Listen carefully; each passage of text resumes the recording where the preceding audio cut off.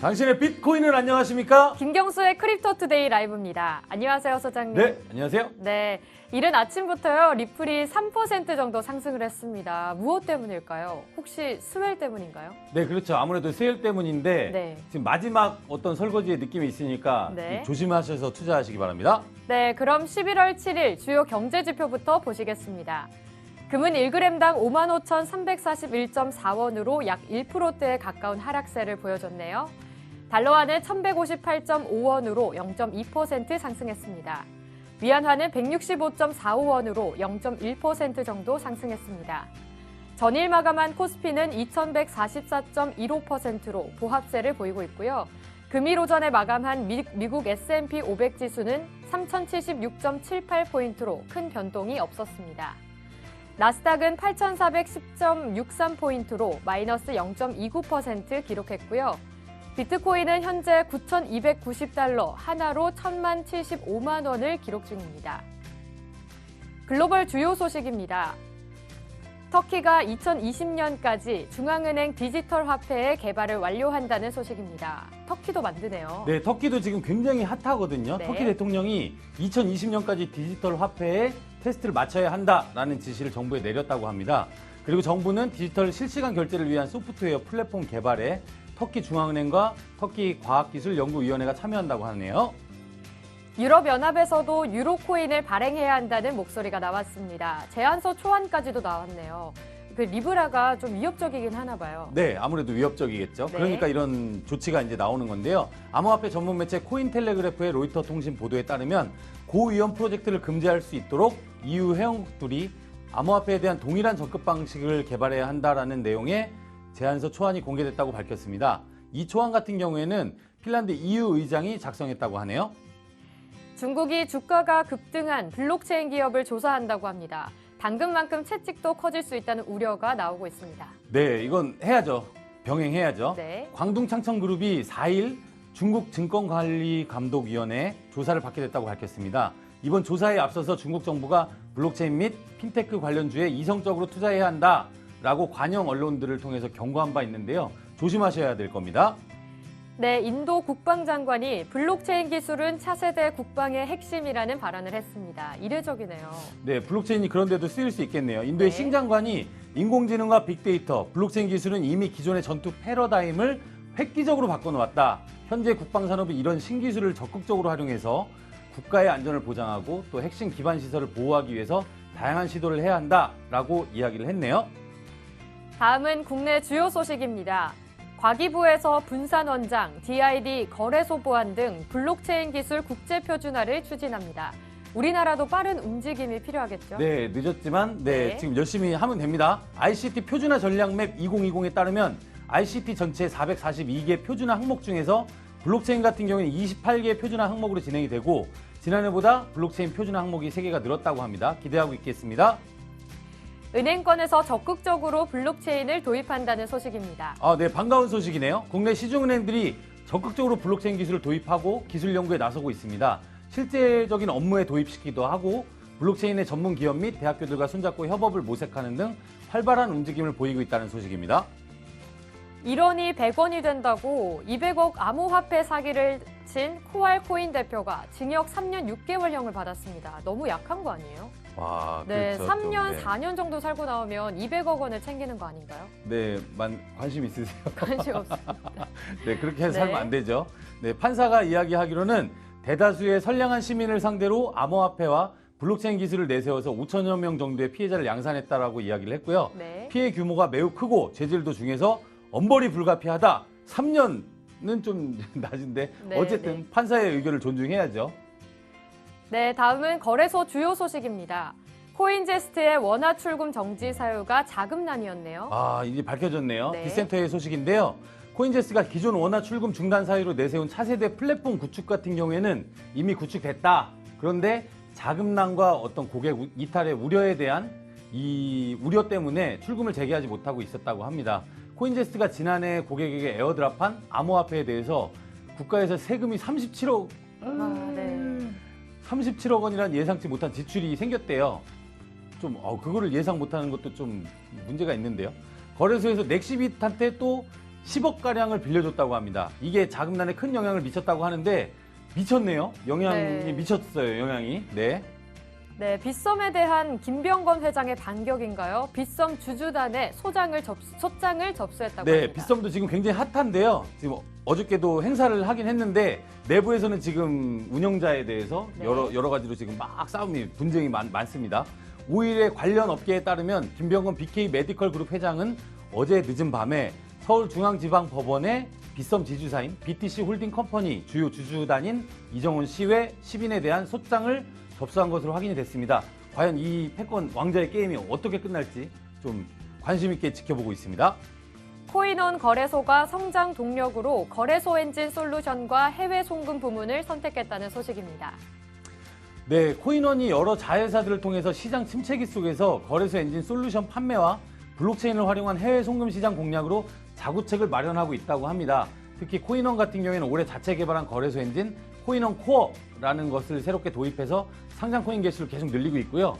해외 송금 서비스 코인원 트랜스퍼라는 이 서비스도 차근차근 이용자 수를 늘리고 있습니다. 그런데 글로벌 거래소 CGEX가 사업에 난항을 겪게 되면서 지난해 9월에 문을 닫았고요. 지난 9월에 그리고 투자사인 코인원 인베스트먼트 역시 법인 청산을 추진하는 등 암호화폐 시장 침체에 대해서 타격을 많이 받은 것으로 알려져 있습니다. 네, 업계 주요 소식입니다. 국제증권관리위원회에서 스테이블 코인은 유가증권으로 규제 가능하다는 해석이 나왔습니다. 네, 스테이블 코인은 유가증권으로 전형적인 기능을 갖추고 있다고 애슐리 엘더가 설명을 했습니다. 이것은 공개, 등록, 보고, 후원, 판매 회사에 대한 책임 등에 관한 구조에 따라서 그 룰을 스테이블 코인에 적용할 수 있다라고 의미하고 있네요. 미국 교수진의 2017년 비트코인 가격 급등 조작설에 대해서 업계에서 반발이 나오고 있습니다. 네, 이건 그냥 지나가는 이야기이긴 한데 미국의 텍사스 대학교 존 그라핀 교수와 오하이오 주립대학교 아민 샴스 조교수가 집필한 보고서에 따르면 지난 2017년 비트코인 가격이 2000% 이상 급등한 역사적인 상승은 미국계 암호화폐 거래소 비트파이넥스와 한 개의 고래 계정이 시장을 조작한 결과일 수 있다라고 밝혔네요. 블룸버그에서 비트코인 하락 가능성 기사가 나왔습니다. 마크 유스코가 BTC 가격이 변곡점에 근접했다고 합니다. 두둥. 네. 무서운 이야기네요. 모건 네. 크릭 캐피털 창립자인 마크 유스코가 최근 인터뷰 중에서 비트코인은 안전자산으로서의 가치뿐만 아니라 채택이 급증하고 있고 또 비트코인 시세는 현재 매우 흥미로운 변곡점에 위치해 있습니다. 또 2016년과 2012년에 유사한 양상을 보이고 있다고 얘기했는데요. 네. 하락할 수 있는 가능성은 언제든지 열려 있으니까 조심해야겠죠? 네, 그래도 떨어지지 말았으면 합니다. 제발. 네. 다음은 투자자 여러분들의 질문이나 최신 투자 트렌드를 전문가에게 갑자기 전화를 걸어서 물어보는 친절한 경수 씨 코너입니다. 네, 오늘은 거래소 특집으로 거래소분들한테 전화를 걸 테니까요. 지켜봐 주세요. 시작합니다.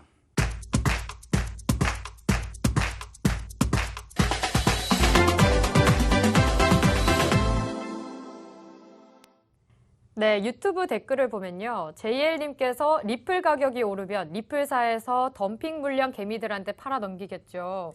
올라도 많이 안 오름. 스텔라처럼 무량 소각시키는 것도 아니고. 그걸 세 글자로 줄이면 뭐라고 할까요? 리또속. 네. 네, JL님께서 코인제스트 기획 파산인가 놀랍지도 않음.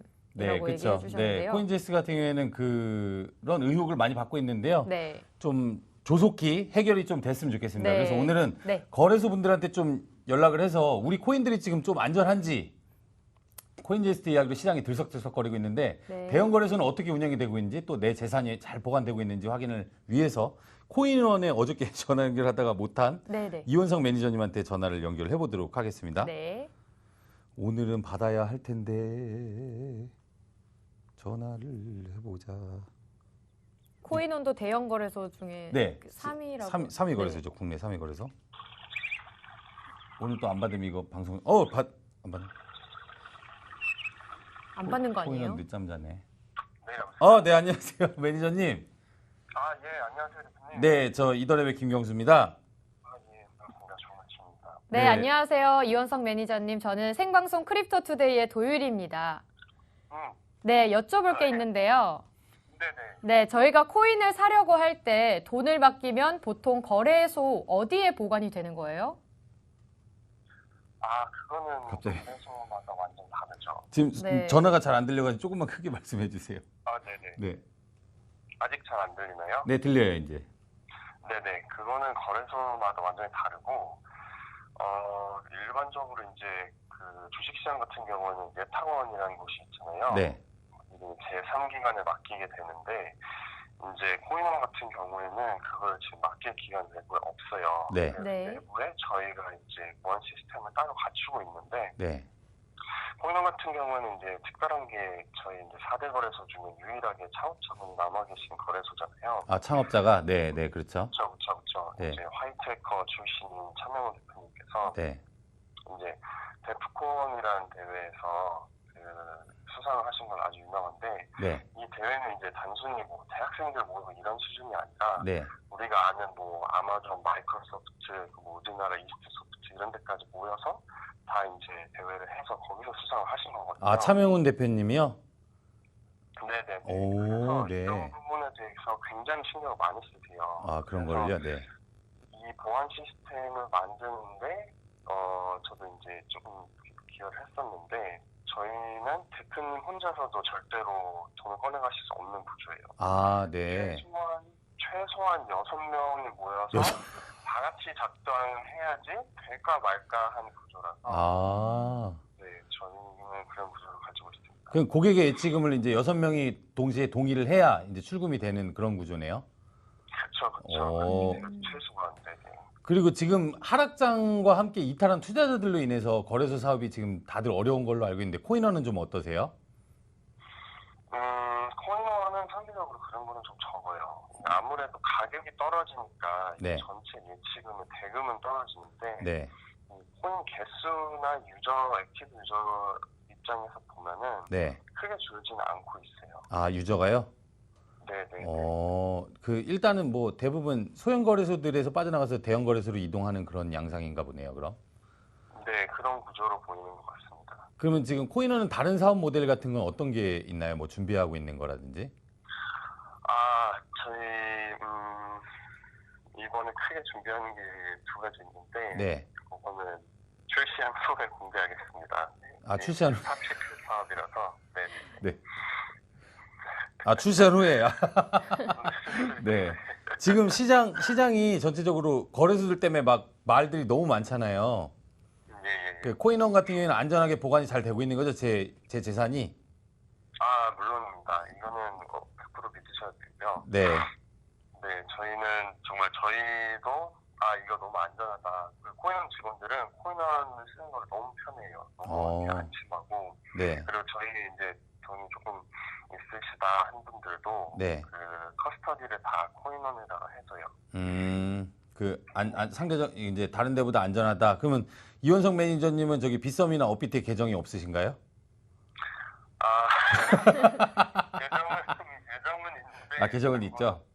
네네네. 거기까지만 얘기를 하겠습니다. 제가 이제 다른 분들도 보시니까. 네, 오늘 전화 연결 감사합니다. 예, 감사합니다. 네, 고맙습니다. 감사합니다. 네. 네. 네, 감사합니다. 네, 코인원의 리스팅 매니저 이원석 매니저였고요. 이번에는 그 중소형 거래소에 네네. 전화 연결을 한번 해보려고 해요. 네. 어떤 거래소인가요? 비트니아라는 거래소인데 네. 여기가 좀 특이한 게 천안에 있어요. 천안에요? 네, 갔다 와봤는데 여기 대표님이 되게 약간 엄청나게 스마트한 사람이더라고요. 얘기를 나눠보면 이쪽 시장에 대한 철학 같은 게 확고하게 되게 제대로 박혀있는 젊은 CEO거든요. 그래서 이거 망할 것 같은데 아니 이게 오래 유지가 되지 않을 것 같은데 지금까지 사업을 잘 영위하고 있는 거 보면 뭔가 있는 분이에요, 이분은. 이 생존 전략이라는 게 있어서 한번 전화 연결을 해서 중소거래소의 상황에 대해서 한번 이야기를 들어보겠습니다. 비트니아 거래소의 대표 이승 대표님이거든요. 네. 네, 안녕하세요. 네, 안녕하세요. 아침 일찍부터 죄송합니다, 대표님. 아닙니다. 네, 제가 전화 드린다고 한번 했는데. 네, 안녕하세요. 저는 크립토투데이의 도율이라고 합니다. 안녕하세요. 네, 반갑습니다. 안녕하세요. 저는 비트니아 대표 이성입니다. 대표님, 네. 톤이 달라지셨는데요. 네. 잘 보고 있습니다. 네네. 자기소개 한번 부탁드리겠습니다. 네, 안녕하세요. 저는 암호화폐 거래소 비트니아의 대표 이성입니다. 네. 네. 네, 반갑습니다. 네. 네. 대표님, 국내 중소형 거래소들이요, 많이 힘든 상황이잖아요. 네. 네, 요즘 어떤가요? 혹시 많이 힘드신지. 네. 아침부터 슬픈 얘기. 네네. 네. 아침 수업도 되게, 네. 실제로 힘든 건 사실이고요. 네. 네. 대부분 좀 크게 스타트한 업체들 같은 경우에는 거의 전부 다 문 닫을 위기 아니면은 잠정적으로 문 닫았다고 보이고 있어요. 네. 네. 네, 아마 제 생각엔 대부분 그러니까 중소형 거래소들은 거의 전부 다 없어지지 않을까? 네, 그렇게 생각하고 있고, 그 안에서 이제 자체적인 수익 모델을 별도로 만들려고 하고 있는 업체들이 있긴 하죠. 그러니까 대부분 다 없어질 거라고 판단하시는 거네요? 네네, 실제 이쪽 업계 있으면서도 이제 같은 업체 얘기 많이 듣잖아요. 네네네. 네, 그러면은 이제 서버 같은 경우에도 아마존 서버 관리비를 진짜 많이 내는 업체들도 있어요. 저희도요. 저희도 많이 네, 내요. 네, 이게 세팅을 어떻게 하냐에 따른데 네. 이제 많이 내는 데는 막 1,000만 원, 2천만 원씩도 나가는데요. 한 달에요? 중소기업에서 근데 중소기업에서 그렇게 부담할 정도 수익이 안 나죠. 그죠. 뭐 인건비, 유지비, 월세 막 이런 거 다 맞아요. 하고 해도 근데 그러다 보니까 최근에 이제 막 원래 고객의 개인 자산을 건들지 말아야 되는데 건드리는 업체들도 있고 그러다 보니까 뭐 출금을 막는 거든가 막 이런 일들도 벌어지기도 하고요. 네. 그 시장이 좋아질 때까지 사업을 잘 유지하려고 이제 노력을 하고 있는데 말씀하신 대로 이제 투자자들이 돈이 보호받지 못하고 또 중소형 거래소들이 이 운영에서 미흡한 경우도 되게 많잖아요. 그래서 시장 전체가 신뢰가 많이 떨어지는 느낌이기도 합니다. 네, 맞습니다. 네. 그래서 대부분 그렇게 됐는데 대표님은 도대체 어떤 사업을 통해서 이 상황에 계속 대처를 잘하셔서 지금까지 살아남아 있는 거죠? 저희는 애초에 처음부터 좀 작게 시작을 한 것도 있고요. 네. 네, 그리고 저희는 현재 게임 개발을 하고 있어요. 게임 개발이요? 네, 오, 지금 네. 국내에는 출시를 안 했는데 해외에 이미 출시한 상태고요. 네네네. 네, 디그월드라는 게임을 이미 성우 말해도 되나요? 네, 그럼요. 네네. 네. 디그월드라는 게임을 이미 디그월드. 네네. 플레이스토어나 앱스토어에 출시를 했고 새로운 게임도 만들고 있고요.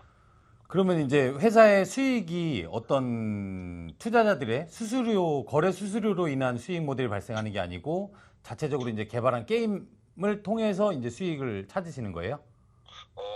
그것도 있고 이전에 네. 이제 개인적으로 벌어놓은 돈 갖고 운영을 하고 있는 거죠.